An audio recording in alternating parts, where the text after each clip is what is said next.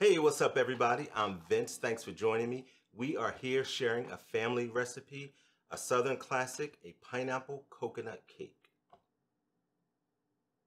My family, like so many African American families in the 1940s, 50s, and 60s, migrated away from the South, looking for opportunities that would provide their family a better quality of life. Sometimes they left with very little, but the one thing that they always took with them was their food culture. And that was their way of staying connected to what they called home. And for me, this cake reminds me of my Southern roots and where my family came from.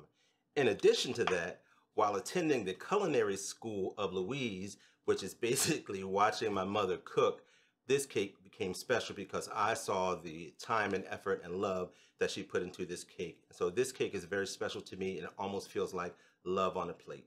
For the ingredients for our cake, our yellow cake, you can find any yellow cake recipe that you like. For our pineapple filling, it's a simple filling. It's pineapples with a little bit of brown sugar and a little bit of vanilla mixed in. We let that sit.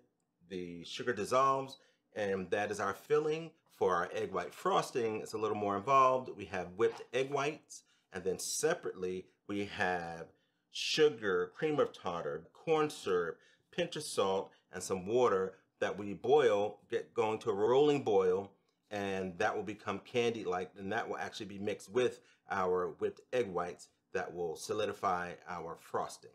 We're going to assemble our cake. Start with our yellow cake, then we're going to top with our filling. We're going to frost our cake, and then we're going to garnish with our shredded coconut.